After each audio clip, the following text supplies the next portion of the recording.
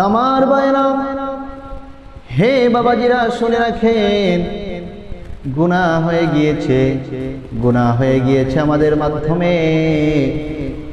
আমরা আলোতে গুনাহ করেছি, অন্ধকারে গুনাহ করেছি, গোপনে গুনাহ করেছি, প্রকাশ্যে গুনাহ করেছি, গভীর জঙ্গলে গুনাহ করে ফেলেছি। কেউ দেখে নাই আমার গুনাহ। এখন আল্লাহর রহমত থেকে নিরাশ হওয়া যাবে না। গুনাহ হয়ে গিয়েছে, আল্লাহ বলেন বান্দা তোমার গুনাহ হয়েছে, আমি তো সাত্তার, মানুষের সামনে তোমার এই দুষ্ত্রুটিকে আমি প্রকাশ করে দেই নাই, আমি আল্লাহ গোপন রেখেছি, তোমার জন্য অপশন রেখে দিয়েছি। বান্দা গুনাহ করেছো, অনুতপ্ত হয়ে আমি মালিকের কাছে ফিরে আসো।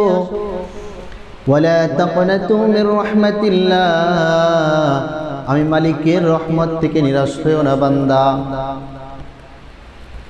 বান্দার তওবা আল্লাহর কাছে এত বেশি প্রিয়, এত বেশি বান্দার তওবা আল্লাহর কাছে প্রিয়।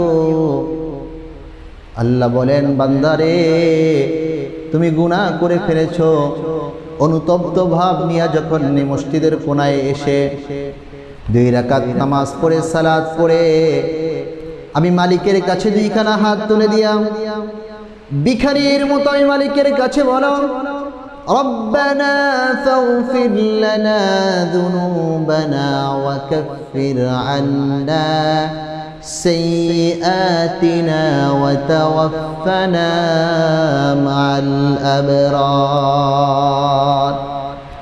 আল্লাহ বলেন বান্দা তুমি যখন অনুতপ্ত ভাব নিয়ে আমি মালিকের কাছে দোয়া করো, তোমার দোয়া করতে দেরি, তোমার চোখের কোণে শুয়ের মাথা পরিমাণ পানি আসতে দেরি, আমি মালিক তোমাকে মাফ করতে বিলম্ব করি না।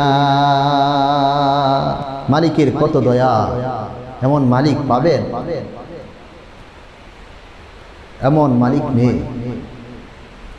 কত দয়ার মালিক, নিজে মোহাব্বত করে ভালোবেসে এই দুনিয়াতে আমাদেরকে বানিয়েছেন।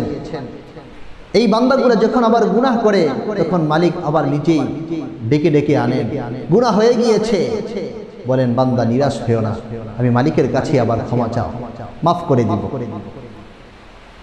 মাফ করে দিব, কারণ আমি তোমাদের মালিক, আমি ছাড়া তোমাদের কোনো দরজা নাই, আমি ছাড়া তোমাদের কোনো মালিক নাই। আমাকে যখন মালিক বলে স্বীকার করেছ, একাগ্র চিত্তে আমাকে যখন মালিক হিসাবে গ্রহণ করেছ, আর কোথায় তোমাদেরকে ধাক্কা দিয়ে সরিয়ে দিব? বিপদ আসছে, ধৈর্য ধারণ করো।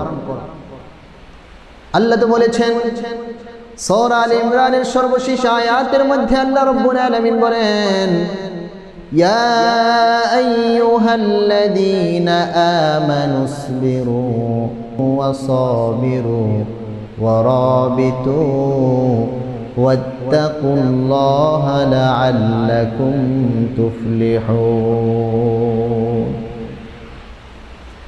আল্লাহ বলেছেন হে ঈমানদারগণ তোমরা ধৈর্য ধারণ করো, ধৈর্যের প্রতিযোগিতা দাও, ধৈর্য ধারণ করো। 3 জায়গায় ধৈর্যের পরিচয় দেখাতে হবে। সবরু আলাত তাআ, সবরু আলাল মুসিবা, সবর আলাল মাসিয়া। আল্লাহর আনুগত্যের ক্ষেত্রে যায় ধৈর্যের পরিচয় দেখাতে হবে। নামাজে দাঁড়িয়েছি, মালিকের জন্য দাঁড়িয়েছি, এখানে তাড়াহুড়া করা যাবে না, ধৈর্যের পরিচয় দেখাতে হবে। রুকুতে গিয়েছি, সেখানে ধৈর্যের পরিচয় দেখাতে হবে।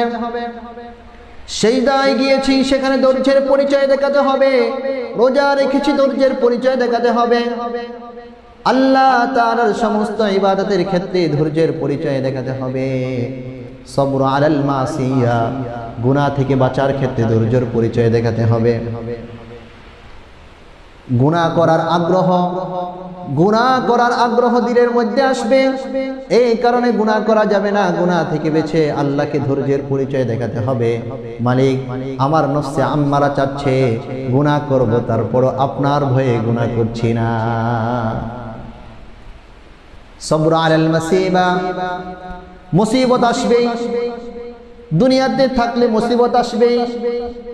সাহাবায়ে কেরামদের কাছে মুসিবত এসেছে, আল্লাহ রাসূলের সামনে মুসিবত এসেছে।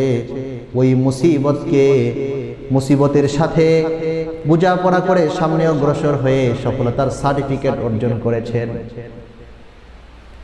এই জন্য আমাদের মুসিবত আসবে। আল্লাহ বলেছেন ফাইন্না মাআল উসরি ইউসরা, ইন্না মাআল উসরি ইউসরা। মুসিবত যখন আসে তখন বুঝতে হবে তোমার সফলতার সময় খুব ঘনিয়ে আসছে।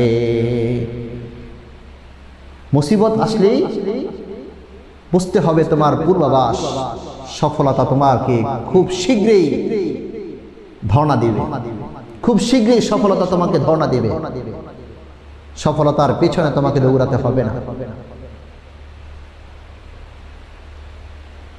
জন্য আমাদেরকে ধৈর্যের পরিচয় দেখাতে হবে, তাহলে আমরা লাআল্লাকুম তুফলিহুন সফল হতে পারবো।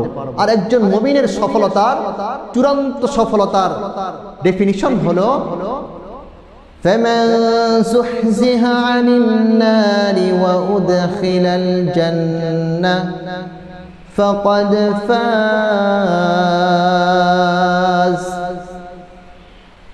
আল্লাহ বলেন একজন মুমিনের সফলতার ডেফিনিশন হলো, একজন মুমিনের সফলতার সংজ্ঞা হলো এই মুমিন দুনিয়ার বুকে থেকে আমল করবে, আমলের প্রতিযোগিতা করবে, বিনিময়ে সে জাহান্নাম থেকে বেঁচে জান্নাতে মেহমান হওয়ার উপযোগী ব্যক্তি হবে, তাহলে সে সফল। সেটাই বলেছেন আল্লাহ ফামান যুহজিহা আনিন নার ওয়া উদখিলাল জান্নাতা ফাকাদ ফাজ। তো আল্লাহ আমাদেরকে দুনিয়ার মুখ থেকে আল্লাহর ঘোষিত চূড়ান্ত সফলতা অর্জন করে তারপরে দুনিয়া থেকে বিদায় গ্রহণ করার তৌফিক দান করুন।